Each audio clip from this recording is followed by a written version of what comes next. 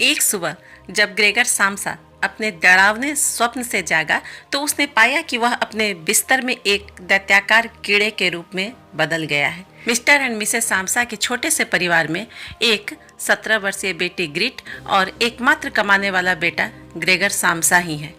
Gregor का परिवार अभी लूटे हुए ऐश्वर्य का कष्ट झेल रहा है क्योंकि पिता को व्यवसाय में लगे घाटे से परिवार निराशा में डूबा हुआ था। इसलिए ग्रेगर कठोर परिश्रम करता था ताकि वह अपने परिवार को सुख सुविधाओं का वही स्तर दिला सके। जूनियर सेल्समैन से ट्रैवलिंग सेल्समैन तक का सफ़र उसने जल्दी ही तय कर लिया और कई तरीकों से पैसा कमाकर अपने परिवार को खोया हुआ सुख देना चाहता था। लेकिन जब वह दैत्याकार कीड़े के रूप में अपने को बिस्तर पर पाता है तो ग्रेगर को लगा कि यह सपना ही तो नहीं है, लेकिन यह हकीकत था। वह एक कीड़े के रूप में रूपांतरित हो चुका था, अर्थात उसका मेटामॉर्फोसिस हो चुका था। उसके अब कई पैर हो गए थे जो बाकी शरीर की तुलना में दयनीय रूप से पतले थे।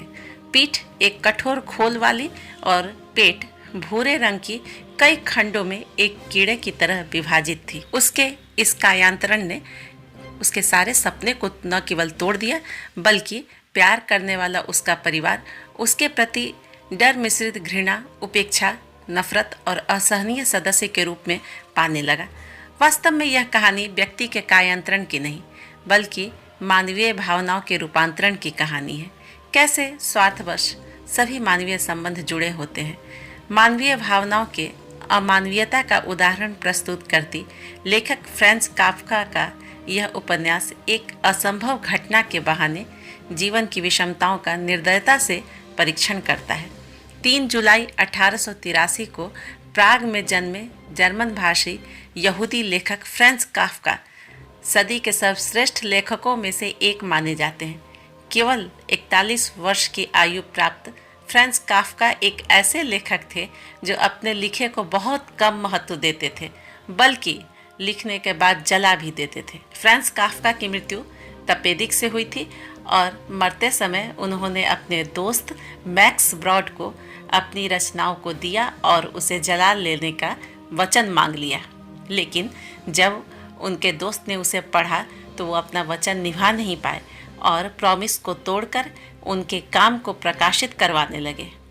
अपनी प्रेमिका डोरा से भी उन्होंने यही वचन लिया था, लेकिन प्रेमिका डोरा भी अपना वादा नहीं निभाई और उनकी रचनाओं को प्रकाशित करवाई। मेटामॉर्फोसिस द ट्रायल उनकी विश्व प्रसिद्ध रचना है। फ्रांज काफ्का के नाम पर उनके नाम से एक शब्द भी प्रचलित है जिसे हम काफ्काएस्क या काफ्क्यूएस्क के नाम से जानते हैं। काफ्काएस्क या काफ्क्यूएस्क उन जटिल, विचित्र, अजीब परिस्थितियों को कहते हैं जिनसे निकलने का कोई स्पष्ट तरीका नहीं होता। अब हम आते हैं मेटामॉर्फोसिस के आगे की कहानी पर। ग्रेगर यद्यपि एक दैत्याकार कीड़े में कायांतरित हो चुका है, लेकिन उसमें अभी भी मानवीय व्यवहार और भावनाएं हैं। जैसे वह समझ लेता है कि उसका परिवार उससे डर रहा है। उसकी बहन ही केवल उसके कमरे के दरवाजे के पास बासी बचा हुआ भोजन सरका देती है। धीरे धीरे वह अपने आप को कीड़े के रूप में अपनाने लगता है और परिवर्तित अंगों जैसे एंटीना, कई पैरों के उपयोग को समझने लगता है। परिवार के लोग भी उसके नए परिवर्तन को स्वीकारने लगते हैं, लेकिन उसे शर्म की तरह अन्य लोगों से छिपा कर रखते थे। समय के साथ उसके परिवार वालों का व्यवहार उसके प्रति पूर्णतया बदल गया। आर्थिक परेशानी को दूर करने के लिए उन लोगों ने अपने एक कमरे को किराए पर उठा दिया। एक दिन ग्रेगर रेंगता हुआ उन लोगों के कमरे के पास चला गया जहाँ उसकी बहन ग्रिट किराएदारों को वायलिन सुना रही थी। किराएदार ग्रेगर को देखकर बहुत नाराज होते हैं और जब वे यह जानते हैं कि उनके बगल के कमरे में ग्रेगर जैसा प्राणी रहता है तो नाराजगी में किराया नहीं देने की बात करते हैं।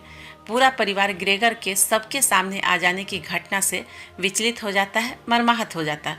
वे लोग उससे छुटकारा पाने का उपाय खोजने लगते हैं। उसकी बहन का तो विचार था कि हमें आज नहीं तो कल यह भूलना ही होगा कि वह ग्रेगर है।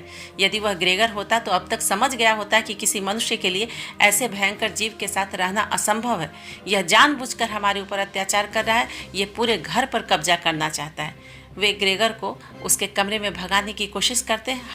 हड़बड़ी में ग्रेगर घायल हो जाता है। उसकी पीठ पर उसके पिता द्वारा फेंक कर मारे गए सेब का एक टुकड़ा सड़ गया था। सुबह होते होते धीमे धीमे वह अपनी आखिरी सांस ले लेता है। सुबह में जब गृह सहायिका उसे चुपचाप लेटा देखती है तो झाड़ू से उसे भगाने की कोशिश करती है, फिर हल्के से झाड़ू चुभोती भी है। अंत में वह बेजान ग्रेगर के बारे में परिवार वालों को बताती है। परिवार के बाकी सदस्य इस घटना से दुखी होते हैं। ग्रेगर के पिता तो गुस्से में तुरंत किराएदार को निकाल देते हैं, लेकिन कहानी का अंत इस प्रकार होता है कि परिवार वाले इसके बाद राहत की सांस लेते हैं। तीनों बहुत दिनों के बाद घर से बाहर घूमने के लिए निकलते हैं। हंसते खिलखिलाते सामसा दंपति ग्रेट के लिए अब अच्छे वर तलाशने के बारे में सोचने लगते हैं। तो दोस्तों, फ्रांज काफ्का का यह उपन्यास उपयोगितावाद का एक कड़वा उदाहरण है। यहाँ केवल वस्तु को ही नहीं, अपितु मानवीय संबंधों में भी उन्हें ही महत्व दिया जाता है जो काम के लायक है। अर्थोपार्जन करने वाला एकमात्र सदस्य भी यदि शारीरिक नैराश्य की स्थिति में पहुंच जाए तो परिवार वाले बहुत दूर तक उसके साथ नहीं चलते, और तो और अगर उसके सामान्य होने की आशा समाप्त हो जाए तो उससे छुटकारे का भी विविध उपाय खोजते हैं। यह आधुनिक जीवन शैली की कृत्रिमता और अमानवीयता है। वैसे मेटामॉर्फोसिस तो एक बहाना है जो कीड़े जैसे अनुपयोगी या फिर घृणित जीव में कायंत्रित होने पर पारिवारिक सदस्यों के दृष्टिकोण परिवर्तन की कहानी कहता है। क्या हम अपने आसपास बिना मेटामॉर्फोसिस के ही व्यक्ति की उपयोगिता के आधार पर परिवार में उसके महत्व को नहीं देखते? यदि घर की धुरी माता पिता पति पत्नी आजीवन बेड रिडन की स्थिति में पहुंच जाए तो कितने दिनों तक अन्य लोगों के व्यवहार सामान्य रह पाते हैं? सोचिएगा जरूर। मेटामॉर्फोसिस का यही निहितार्थ है। कहानी में प्रत्येक सदस्य की ग्रेगर के प्रति अपेक्षित के स्थान पर उपेक्षित शब्द प्रयोग जीवन के लिए संघर्षशील व्यक्ति की तरफ से सोचने को बाध्य करता है, मानवीयता को संकट से बचाने के लिए प्रेरित करता है। तो यह थी मेटामॉर्फोसिस की कहानी और समीक्षा।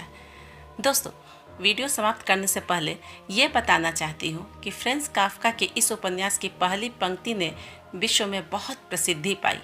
वह पहली पंक्ति वही थी जिसे आपने वीडियो के आरंभ में सुना था। धन्यवाद दोस्तों।